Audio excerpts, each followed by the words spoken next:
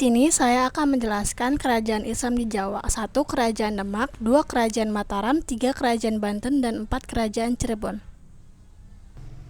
A. Kerajaan Demak. 1. Sejarah singkat. Para ahli memperkirakan kerajaan Demak berdiri tahun 1500, sementara Majapahit hancur beberapa waktu sebelumnya. Menurut sumber sejarah lokal di Jawa, keruntuhan Majapahit sekitar tahun 1478. Hal ini ditandai dengan candra sengkalang, sinar hilang kertaning bumi yang berarti memiliki angka tahun 1400 Saka. 2. Raja-raja. 1. Raja pertama yang memimpin kerajaan Demak yang pertama adalah Raden Fatah yang bergelar Sultan Alam Akbar Al-Fatah. 2. Pati Unus atau Adipati Unus atau Yasun 1480-1521 adalah Raja Demak kedua yang memerintah dari tahun 1512 hingga 1521. Ia adalah anak sulung atau menantu Raden Fatah pendiri Demak.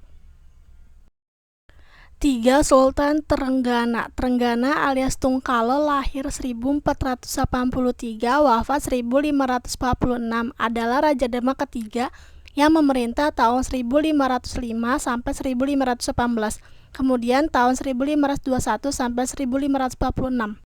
3. Masa kejayaan. Pada masa Sultan Trenggana ini dibuktikan dengan adanya ekspansi besar-besaran yang dilakukan Demak sehingga membuat cemas kerajaan Pajajaran. Bahkan Demak saat itu menguasai pelabuhan strategis seperti Sunda Kelapa. Pajajaran sendiri sampai-sampai meminta bantuan Portugis. 4. Ekonomi. Demak tumbuh menjadi kerajaan maritim karena letak jalur perdagangannya di antara Malaka dan Maluku. Oleh karena itu, Demak juga disebut agraris maritim. Barang dagangan yang diekspor antara lain beras, madu, dan lilin. B. Kerajaan Mataram. 1. Sejarah singkat. Kesultanan Mataram merupakan kerajaan Islam pertama yang ada di Pulau Jawa, yang berdiri pada abad ke-17. Kerajaan ini berdiri sekitar tahun 1582. Pusat kerajaan berada di sebelah tenggara kota Yogyakarta, yakni Kota Gede. Dalam sejarah, kerajaan Mataram memiliki peran yang cukup vital dalam perjalanan kerajaan-kerajaan Islam di Nusantara. 2. Raja-raja. 1. Ki Ageng Pamanahan merupakan pendiri desa Mataram tahun 1556. Desa inilah yang kemudian hari berkembang menjadi Kesultanan Mataram yang dipimpin oleh anaknya. Tanah Mataram sendiri merupakan hadiah yang diberikan oleh Hadiwijaya karena Ki Pamanahan berhasil membunuh Arya Panangsang. 2. Panembahan Senapati. Setelah Ki Ageng Pamanahan meninggal, kekuasaan Mataram diberikan Sutawijaya. Beliau ini adalah menantu dari Raja Pajang. Atas anjuran Sultan Pajang, Senapati Sutawijaya menjadi Raja Kerajaan Mataram. 3. Raden Mas Rangsang atau Sultan Agung. Setelah Raden Mas Jolang wafat, Kesultanan Mataram digantikan oleh anaknya, yaitu Raden Mas Rangsang. Bisa dibilang bahwa Raden Mas Rangsang merupakan raja ketiga kerajaan Mataram Islam. Di masa pemerintahan beliau menjadi puncak dari kejayaan Mataram Islam. 3. Kemajuan Mataram Islam sampai puncak kejayaannya pada zaman Sultan Agung Hanyokrokusumo 1613 sampai 1646. Daerah kekuasaannya mencakup Pulau Jawa kecuali Banten dan Batavia, Pulau Madura, dan daerah Sukanada di Kalimantan Barat. Pada waktu itu Batavia dikuasai VOC, Venerage Oost-Indies Company, Belanda. Kekuatan militer Mataram sangat besar. Sultan Agung yang sangat anti-kolonialisme itu menyerang VOC di Batavia sebanyak 2 kali pada tahun 1628 dan 1629. 4. Ekonomi. Letak geografisnya yang berada di pedalaman didukung tanah yang subur menjadikan kerajaan Mataram sebagai daerah pertanian agraris yang cukup berkembang, bahkan menjadi daerah pengekspor beras terbesar pada masa itu. Rakyat Mataram juga banyak melakukan aktivitas perdagangan laut. 5. Kemunduran. Kemunduran Mataram Islam berawal saat kekalahan Sultan Agung merebut Batavia dan menguasai seluruh Jawa dari Belanda. Setelah kekalahan itu, kehidupan ekonomi rakyat tidak terurus karena sebagian rakyat dikerahkan untuk berperang.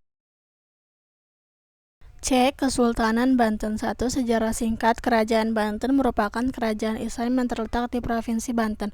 Mulanya kerajaan Banten berada di bawah kekuasaan kerajaan Demak. Namun Banten berhasil melepaskan diri ketika mundurnya kerajaan Demak. 2. Raja-raja. 1. Sultan Maulana Hasanuddin adalah putra dari Syekh Syarif Hidayatullah atau Sunan Gunung Jati dan Nyi Kawungatan atau Putri Prabu Surasowan. Beliau adalah seorang sultan yang mengerti akan ekonomi dan politik. 2. Maulana Yusuf.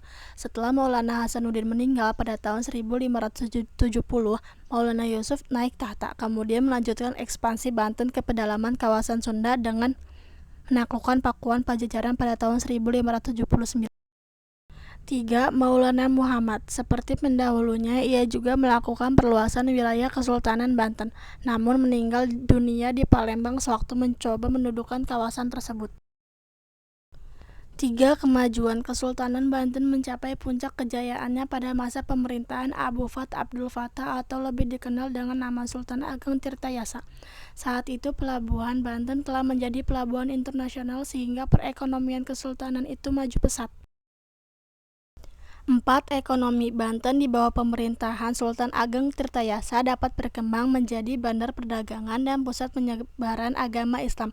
Adapun faktor-faktor ialah 1. Letaknya strategis dalam lalu lintas perdagangan. 2. Jatuhnya Malaka ke tangan Portugis sehingga para pedagang Islam tidak lagi singgah di Malaka namun langsung menuju Banten.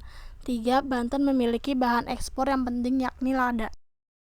5. Kemunduran. Penyebab kemunduran Kesultanan Banten adalah perang saudara antara Sultan Ageng Tirtayasa dengan putranya Sultan Haji yang dibantu VOC.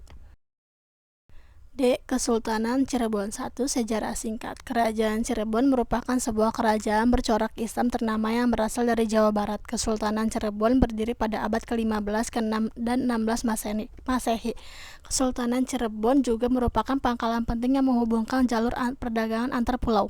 2. Raja-raja. 1. Pangeran Walangsungsang. Ia adalah anak Prabu Siliwangi dari istri Nyai Subang Larang yang menjadi raja Islam pertama di tanah Sunda bergelar Simangana Cakrabuana.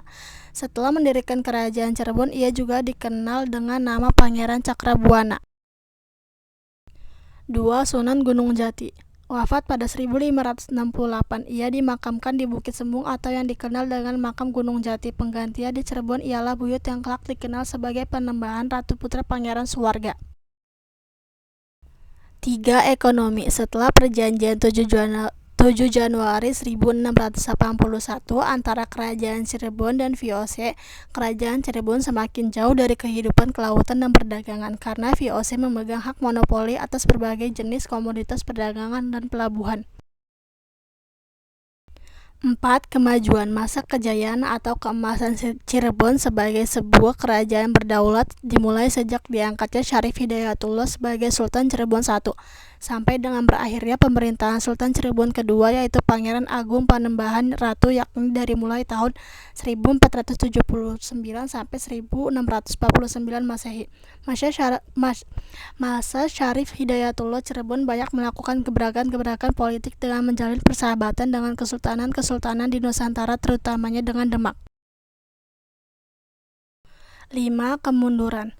Kerajaan Cirebon mengalami masa kemunduran ketika kerajaan tersebut terbagi menjadi 3 kesultanan yaitu Keraton Kesepuhan yang dipegang oleh Sultan Sepuh, Keraton Kanoman yang dipegang oleh Sultan Anom, serta Keraton Karicebonan yang dipegang oleh Panembahan Karicebonan. Adapun para pemegang kekuasaan di 3 kerajaan tersebut hanya mengurusi kerajaan masing-masing. Hal ini kemudian yang mengakibatkan kerajaan Cirebon perlahan-lahan mulai hancur. Cukup sekian dari saya, maaf apabila ada salah pengetikan, kurang lebihnya mohon maaf. Wassalamualaikum warahmatullahi wabarakatuh.